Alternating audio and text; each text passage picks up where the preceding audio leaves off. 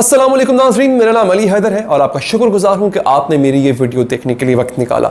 जी हां, आपने बिल्कुल सही पढ़ा है कि अगर शराब में मछली डाल दी जाए तो वो शराब शराब नहीं रहती है, वो फिर काबिल इस्तेमाल होगी, वो हलाल होगी। ये किसने कहा है? ये मौलाना सलाहुद्दीन अयूबी साहब हैं जो कि चेयरमैन इंसदाद मंशियात कमेटी है। दोस्तों, ये बात कही क्यों गई, इस बात का जिक्र क्यों आया, वो मैं आपको बता देता हूं। और इसके हवाले से मुफ्ती हनीफ कुरैशी साहब, अब मुफ्ती साहब को कौन नहीं जानता, पाकिस्तान के बहुत बड़े आलिम दीन हैं, उनका जो बयान है, क्योंकि उनसे मैंने रहनुमाई हासिल की, मुझे नहीं पता। अल्लामा सलाहुद्दीन अयूबी साहब भी मेरे लिए काबिल एहतराम है और इसी तरह से दीगर उलमा भी। लेकिन मेरा काम यह बनता था बतौर सहाफ़ी कि चूंकि यह दीनी मसला है, एक जगह मछली को शराब में डालने के बाद शराब अगर हलाल हो रही है तो मेरा यह फर्ज बनता था कि मैं दीगर उलमाए दीन से भी इस बारे में रुजू करूं। अल्लामा हनीफ कुरैशी साहब से बेहतर कोई शख्सियत मुझे, कोई मौजूद शख्सियत मुझे नहीं लगी, तो मैंने उन्हीं से रहनुमाई दरकार मुझे थी और मैंने हासिल की। उनकी बड़ी मेहरबानी की, उन्होंने मुझे बताया, तफसील से बताया, जो कि मैं आपको मिनवन जो मुफ्ती साहब के अल्फाज हैं मैं वो वैसे कि वैसे आपके सामने रखूंगा कि उन्होंने इस सिलसिले में क्या फरमाया। लेकिन पहले मैं चाहूंगा कि आप जनाब मौलाना साहब की गुफ्तगू जो है आप वो मुलाजा करें कि उन्होंने इस सिलसिले में क्या कहा था। ये देखिए वो क्या कह रहे हैं, फिर हम आगे बढ़ेंगे। शराब में आप अगर मछली को डाल दें फिर सुरका बन जाएगा, फिर ये शराब नहीं रहेगी और वो जायज़ हो जाएगा, ये जायज़ हो गया। जी हाँ, ये आपने गुफ्तगू सुनी मौलाना अल्लामा सलाहुद्दीन अयूबी साहब की कि शराब के अंदर अगर आप मछली डाल दें तो उसकी जो हैत है, उसकी जो हालत है, उसकी हालत क्या है? शराब नशा पैदा करती है। तो जब आप उसमें मछली डाल देंगे तो वो नशा आवर नहीं रहेगी, लिहाजा वो हलाल हो जाएगी। अब यहां पे दो चीजें आती हैं, क्या ऐसा हो सकता है और साइंटिफिकली क्या मछली में वो सलाहियत है कि वो खमर को या शराब को उसकी असल हालत से तब्दील कर दे? ये बड़ी अहम बात है। और दूसरी चीज ये है, क्योंकि हमने जो सुना है वो ये सुना है कि अगर आप शराब में सिरका डाल दें या नमक डाल दें तो उसमें तब्दीली आती है। तो यहां पे जो साइंसदान हजरात हैं, अगर वो वीडियो देख रहे हैं तो वो बता सकते हैं कि क्या मछली को भी शराब के साथ मिलाने में कोई ऐसा केमिकल रिएक्शन पैदा होता है कि शराब अपनी असल हालत खो बैठती। अच्छा, अब इस सिलसिले में दीनी लिहाज से, शरई लिहाज से जनाब मुफ्ती साहब का क्या कहना था, मैं चाहता हूं एक दफा आप वो मुलाजा करें, वो सुन लें, फिर हम गुफ्तगू को यहां से आगे बढ़ाएंगे। बिस्मिल्लाहिर्रहमानिर्रहीम। ये जो बात जारी है कि अगर शराब सिरके में बदल जाए तो क्या वो सिरका इस्तेमाल किया जा सकता है या नहीं, बुनियादी तौर पर ये एक फ़िक़ही बहस है जिसे इस्तिहाला कहते हैं। तग़य्युर मायत शै तग़य्युर ला यक़बुल इआदा, यानी किसी चीज़ की मायत इस तरह से मुतग़य्यर हो जाए कि वह अपनी पहली हालत की तरफ न लौट सके, तो अब इस पर पहली माहियत का हुक्म नहीं लगेगा। इसको इस्तिहाला कहते हैं। अब इसकी दो सूरतें हैं और उन दोनों सूरतों के हवाले से फुक़हाए अरबा का आपस में इख्तिलाफ है। सूरत अव्वल तो यह है कि वो जो चीज़ है उसकी माहियत बिल्कुल बदल जाए, उस माहियत अव्वल की कोई भी वसफ बाकी न रहे। जैसे हैवान नमक में गिरकर नमक बन गया, गोबर था जलकर राख में तब्दील हो गया, निजासत जमीन में गिरी और मट्टी बन गई। तो फुक़हाए अरबा का इस बात पर इत्तिफाक है कि ऐसी सूरत में जबकि माहियत का इनकलाब कुल्ली तौर पर हो चुका है तो हुक्म शरई बदल जाएगा। यानी अगर गोबर नजस था, नापाक था, तो अब उसकी राख पाक है, और वो हैवान जो नमक में गिरा तो अब वो नमक जो है ना वो बिल्कुल पाक है। निजासत जमीन में मिट्टी में मिल गई तो अब ज़ाहिर है मिट्टी जो होती है वो पाक है, लिहाजा ये भी पाक है। दूसरी जो सूरत है कि माहियत के तमाम औसाफ तो न बदलें, बाज वसा औसाफ बाकी रहें। जैसे शराब है, वो सिरका बन गई और उसमें से जो उसकी वसफ खुमरियत थी, नशा देने वाली वसफ, वो खत्म हो गई, लेकिन रिक्कत वो बाकी रही। तो इस मामले में इसी तरह और भी अगर चीजें हैं कि जिनके बाज औसाफ बदलते हैं, जैसे चर्बी वगैरह का मसला है या तेल वगैरह का, तो अब ऐसी सूरत में फुक़हाए अहनाफ और जो मालकी फुक़हा हैं, उनके नज़दीक तो ऐसी सूरत में भी جزوی انقلاب سے بھی ماہیت سے جو حکم شرعی ہے نا وہ تبدیل ہو جائے گا. یعنی اب اگر شراب بدل کے سرکے میں تبدیل ہو گئی اور جو شراب پر حرمت کا حکم تھا تو اس کی خمریت کی وجہ سے تھا، یعنی نشہ دینے کی وجہ سے، تو اب وہ نشے والی جو علت ہے وہ اس میں باقی نہیں رہی. لہذا احناف کے ہاں اب وہ جو سرکہ ہے اس پر شراب کا حکم نہیں لگے گا، اور جو شافعی ہیں اور جو حنابلہ ہیں ان کے نزدیک اگر کلیتاً اس کی ماہیت ختم ہو گئی ہے پہلے والی تو پھر تو اس کا حکم تبدیل ہوگا، اور اگر بعض اوصاف اس کے بدلے ہیں تو پھر وہ حکم تبدیل نہیں ہوگا.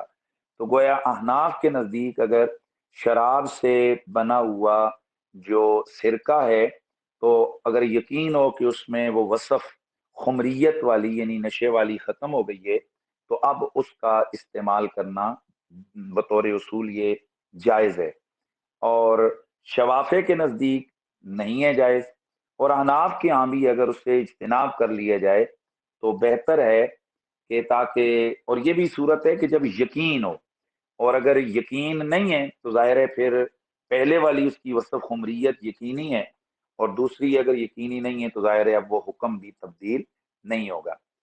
اب یہ جو شراب ہے اس کو سرکے میں بدلنے کے کئی میتھڈز ہیں.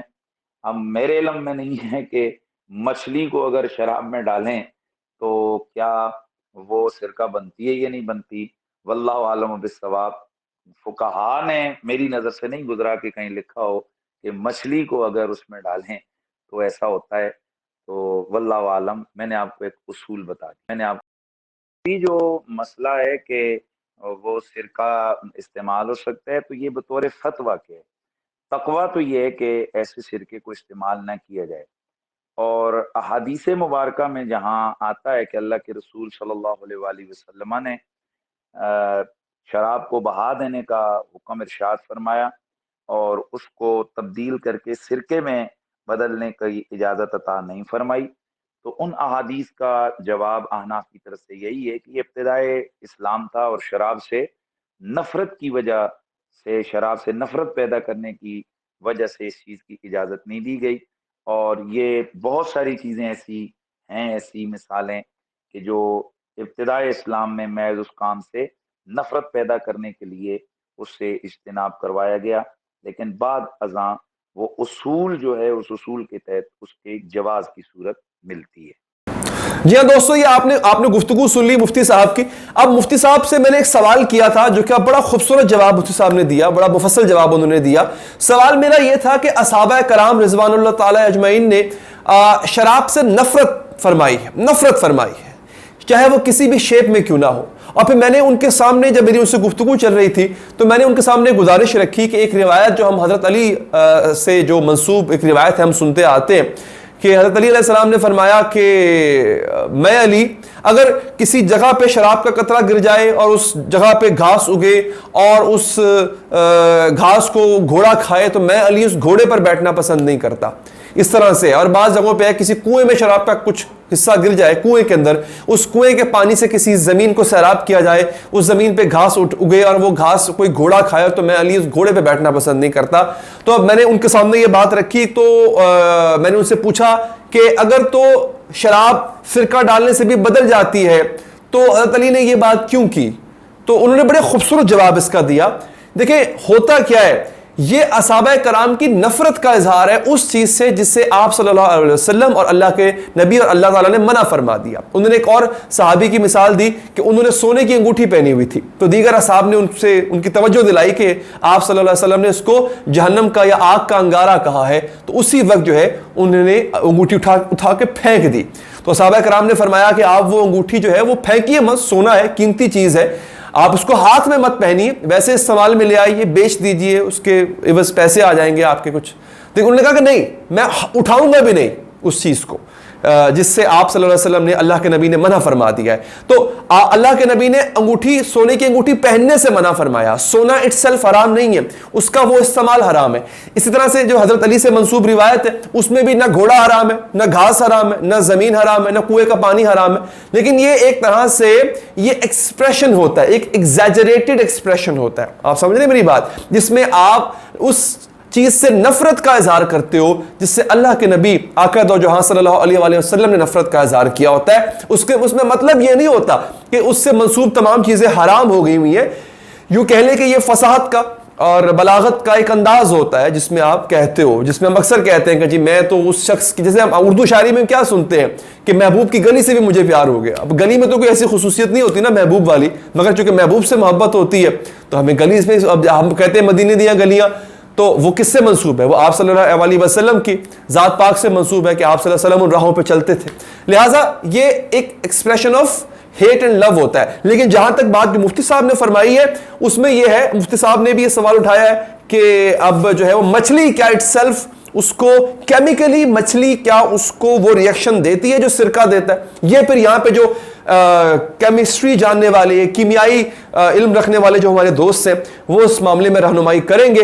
لیکن اگین مفتی صاحب کی گفتگو چونکہ آپ نے سنی, شراب اپنی اصل حالت میں تو نہیں رہتی ہے, لیکن فتووں کے اگر دیکھا جائے اور اگر آپ دیکھتے ہیں بزرگوں کے فتوے اگر آپ دیکھیں مختلف مسالک کے, تو اس میں اس سے اجتناب ہی فرمایا گیا ہے. یہ ضروری نہیں ہے اس کو آپ کریں. اور باقی جو ہے وہ بڑی میں سمجھتا ہوں کہ بڑی بحث تھی کہ جس کا اختتام کیا ہے مفتی حنیف قریشی صاحب نے, کیونکہ یہ ایک پوری کہہ لیں کیمپین چل نکلتی ہے. وہ کیمپین بڑی عجیب لگتی ہے. دیکھیں جی مولانا صلاح الدین ایوبی صاحب نے یہ بات کیسے کہہ دی, تو شراب کو اب عام کرنا چاہ رہے ہیں. نہیں, ایسا نہیں ہوتا. ہر چیز کے پیچھے دلیل ہوتی ہے, منطق ہوتی ہے, شرح ہوتی ہے, جس کا ذکر ابھی مفتی صاحب نے کیا. اگر یہ ویڈیو آپ کو پسند آئی ہو دوستو, اس کو لائک کیجیے گا, فیڈ بیک دیجیے گا, اور آخر میں آپ سے گزارش ہے کہ چینل کو سبسکرائب کر کے بیل کا آئیکن پریس کریں. اللہ نگہبان.